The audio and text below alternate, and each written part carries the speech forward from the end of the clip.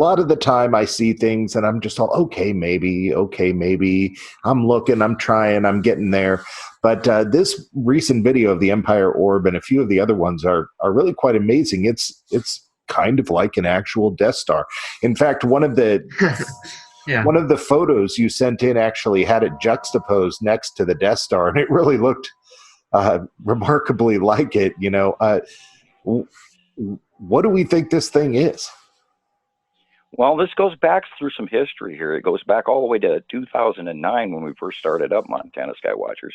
And we were, back then there was hardly any of this other than the UFO sites and all of that. And then most of that stuff didn't exist.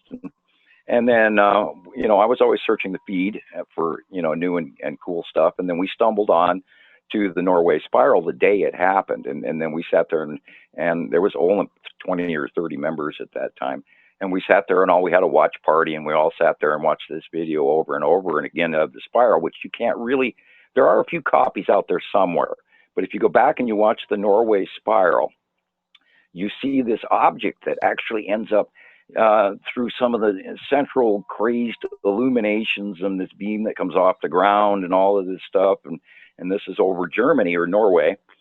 And at the time, there was a whole G7 summit meeting where Obama and everybody was all there on the day that this all happened.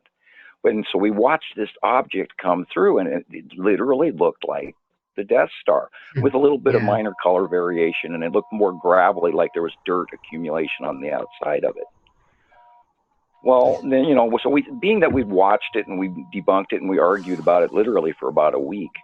And then, we put it on the side, and I didn't discuss a bunch of, crazy conspiracy theories, because back at that time we had to have a far more proof before we ever brought topic up on the site, because we wanted to stick to a scientific approach rather than a gossip version.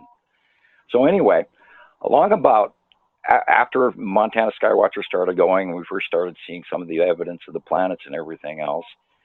I was outside in my yard again, and I see this orb drop out of the clouds, and there's these cold clouds are vaping around off of it as it breaks free out of the clouds, and then it stops in place. And so I knew automatically it wasn't like an asteroid or a meteor or anything, because how does it drop out of the clouds and stop? And then it changed direction, and then it turned around, and I saw that open board, the small facial hole, which is almost like an eyelid with a little dot in the middle, and all of a sudden that blue light turned on, and I just stood there and froze.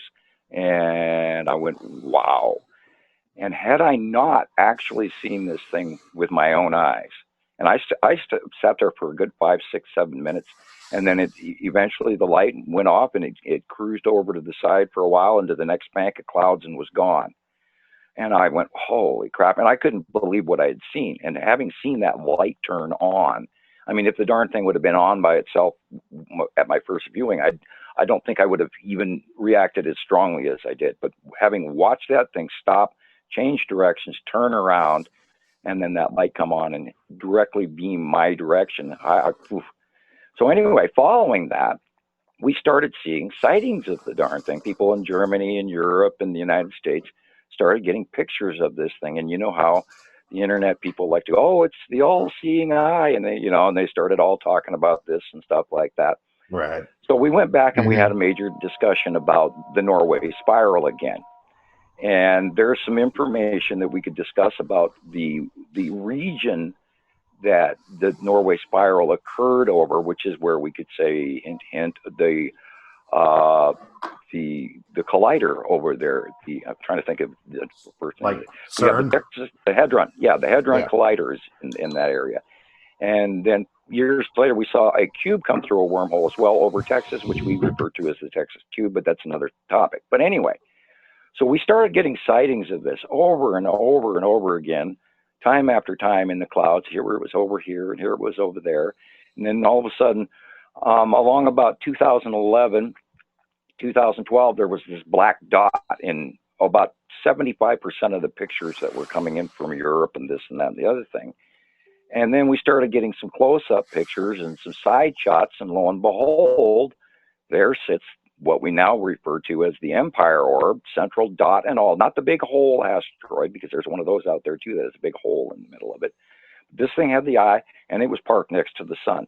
Repeated shot after repeated shot for literally about 4 or 5 years. And then it transitioned over to in front of some of the other planets that were coming in and started causing like an ion cloud dispersal, or you could refer to as space chems, because it was blocking some of the views of some of the planetary bodies as they were beginning more notable and at angles of light which they were perceivable in a better frame.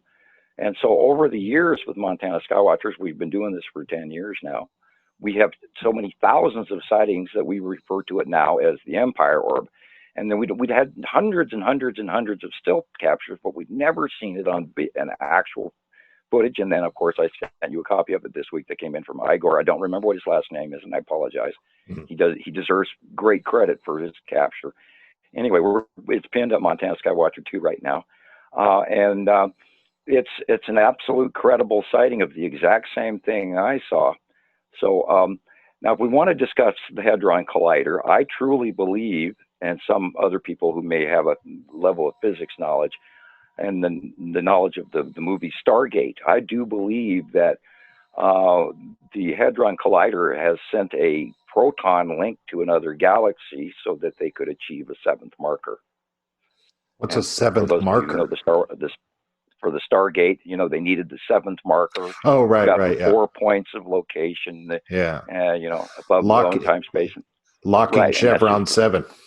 Right, locking Chevron 7. Yeah. And what they did with the Hadron Collider is they speed a proton faster than the speed of light, and then they send it someplace else, and it crashes into something, and then it slows down and comes back into a containment area, which they have yet to contain. But anyway. And they keep having problems with the Hadron Collider because it sparks and they turn the darn thing on and it shorts out. And it's happened a couple of times. Last time they blamed a weasel chewing on electrical, if you recall. And I believe that has to do with the particles actually getting there before they turn the machine on. Being that they're sending them faster than the speed of light, I believe they're sending them ahead in time. And if they're listening, they can maybe fix their thing with this. But anyway.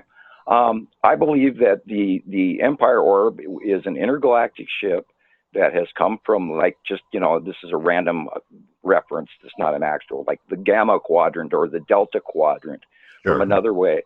And they arrived here prior to the planetary arrivals and all the other ships and bodies and factions that we are absolutely sighting above Earth every day now for literally almost the last 9 or 10 months, somewhere around there, where all of a sudden they're not hiding anymore, and we're getting regular captures of them up close again.